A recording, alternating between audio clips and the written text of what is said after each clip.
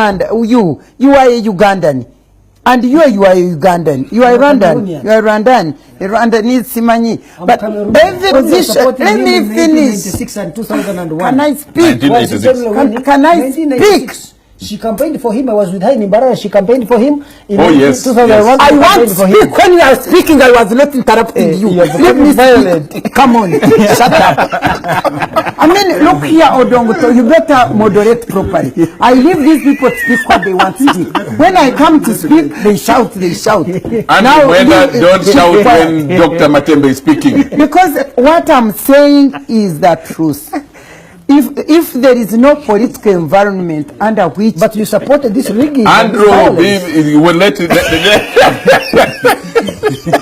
I finish. You have seen the type of people we have in the opposition. I'll come back. Waiswa, I want to request you to start to make a comment on Rwanda, just because this is not something that we need to really continue, flogging a dead horse on. I am going to make a very quick comment on Rwanda. Yeah. One, in Rwanda there was an extension of the expected, because there was a coronation. The king of the Mwendas has been given more power. And you saw even the demeanor of Mwenda when he was here as he was arriving, is that it is a continuation of him advising the king of Rwanda. Why? When you go to Rwanda, you are not allowed to speak freely. There is no freedom of speach. There is... How do you arrive at that? You wanted to... No, Andrew, I have been in Rwanda. No, Andrew. I want to arrive at that. Just a second. Yes. Andrew, we have limited time within which to discuss. Yes. Let him make his point. Let's be civilized. Yes. And then, with decorum, you will respond. I'm going to give equal time to everyone. And the good thing is the spokesperson of the other side. So yes, so you will have time. That's why we call him here. I can easily tell him. Yes. In Rwanda, there is no freedom of going against the status quo. It's not there. You know that there was a lady who was supposed to stand in this election, and you know what happened to her? She was blocked from social media for a period of about 3 months. No, it happened. She did come back to the social platform and give us what was happening. They looked for her photos. I think you all saw what they did to her. She was forced out of the election. And the Andrew I have respected as I was growing up cannot be here and tell the country that there is freedom in Rwanda. I went to Rwanda. In 2007, they have a place where they have the history of what happened during the genocide. You are not allowed to ask a question to the contrary. You are actually taken, it is because I was still a student then that the machinery was minimal. But I was asking questions that could it have been done by one side. You know many people who are outside Rwanda who would challenge President Kagame better than the ones who are challenging him today. But they are not allowed. Some are being killed outside Rwanda in foreign countries. That is... You don't know what will happen to you as you talk right now. But that is... it is true, but since the spokesperson is here, he will tell them that I'm only speaking the truth. So it is... misrepresenting. It is a continuation. It is a continuation. It is a coronation of a king that has been there for some time. So then, it was not an election? It was not an election. There's no election. We can't learn anything even from the organization? There's nothing. I saw, you cannot tell the organization was well done. Which organization? Of the election? Of one person to be, if you are organizing the Chabazinga to be coronated and there is no other difference, then it is supposed to be smooth because there is no discrepancy. Then also, I wanted to speak about a very important point that for a long time I have wanted to share with the public. Ofono Pondo says that in Chibanda, there was no candidate of the opposition. I want to tell Mr. Ofono Pondo that the ground is not leveled, all of you know. How many educated people, including all of us who are here, would risk going against the status quo of the Ofono Pondos? No, but you have been putting candidates in other. I agree with you, but what you should know is that the port of which we pick these candidates from is not at liberty. Let me ask you a quick question before I come back to this gentleman and lady. Between Kibanda County and Chadondo, which one would be more violent in terms of the stakes? No, but in Chadondo, the literacy level... And didn't opposition put their candidates... Wasn't the NRM beaten just in its the point I was telling you, Odongoso, is you look at how many people in the capital city where every resource is spent. Odongoso, look at how many people are leaving government offices to join politics, and they are willing to run on the opposition ticket. This is something because this is where you pick from leaders of tomorrow. Good. You get the point? Yeah. So it should not, anybody, the opponents should not celebrate at any level the unopposed victory. Unopposed victory. It is because the ground is not leveled for even those who would be right-thinking members of society to present themselves as leaders. Good. I want to bring in Mwenda, and then I'll bring in the frontliners. But let me ask Semuju first. There is a trend that some people have said that don't blame Paul Kagame for getting 98 because, in fact, that earlier, even other candidates got it. Habyarimana, for example, actually, I was looking at record, used to get 99.8. There was, is it Kaibanda? Kaibanda got 98.2 or something. You know so the question is it the people who are loyal to the system, establishment, incumbency, or is it Paul Kagame as a person who is having a high hand? What's your view? I have said many times, first of all, I don't consider what happened in Rwanda to be an election. I think it takes a mad person to say there was an election in Rwanda. I have been in Rwanda. I have complained to this senior presidential advisor. When I was still writing a magazine on the media in East Africa, I sent the copies, they were returned immediately.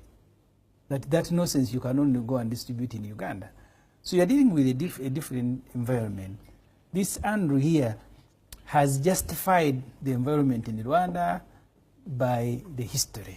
He says give them time. Because they set their own standards.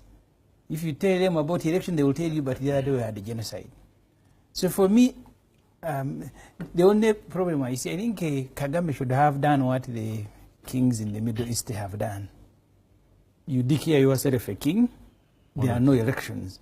Because in terms of growing the country, it's done perfectly better than Uganda. In terms of development? Yes, and I think that's what gives the breathing space to the despots in the Middle East. Some of them have really developed their own countries, so people are happy. So they don't complain whether the elections or not. They are happier than you are holding elections and you are living like slaves. Kagame has fairly done better than Museveni. So just stick to that. Don't waste people's time that you're organizing election when there is no election. I don't actually know what motivates him. Maybe there are international pressures for him to have an election, the sort of election that he has. You have to validate, because legitimize. Just look at the way he treated Bizimungu, the former president. He's no longer a former leader. You put him in jail, even when the day he was removed. Look at the way he has treated the media. So Rwanda is a different environment. The only difference, it has done a lot of propaganda. Hiring people who are competent to go and speak for it. I remember one time when President Museveni and Kagame were in the UN, El Karuhanga was still chairing a committee on presidential affairs in Parliament and foreign affairs. He came back literally crying. Why? Because we had just fought with Rwanda, and everybody was asking, for you fellows, why are you fighting in Congo? So what Rwanda did, at least according to El Karuhanga, they fed the people to the UN.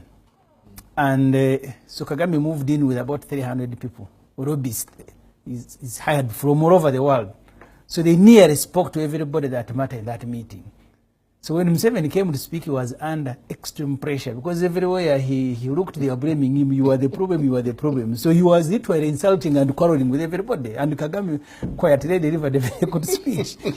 So that's one area where Kagame has also, another area where he has done perfectly well. He has extremely very intelligent people who are justifying every single thing that has happened in Rwanda. But in Rwanda, I remember when Father Carlos was here, he used to author a column in The Observer. And he said Rwanda is a cage, it's about to explode. Oh, you needed to see how he was attacked from right and left. So you are dealing with a completely different environment. I get a feeling I will be satisfied with Kagame declaring himself a king. And then you don't have elections. Because even when you invite you continue developing. Even when you invite me to speak about elections in Rwanda, I never paid any attention because I knew there was no election. Good. Andrew, just pick them. I'm going to OO and then Matembe. Then you will respond as a presidential advisor. As a presidential advisor. First of all, let me say just a minute. Just a minute. You asked me to speak first on Rwanda. You wasted 5 minutes of your time. You have asked Out of 3 every minutes, you spoke for. Just hold your fire. I'm going to give you time. I'm going to give you time. Earlier we spoke about elections in Kenya and lessons to learn. Now these colleagues of yours are saying there is nothing to learn from Rwanda. I would like to say, they say Kagame is doing great work in his country.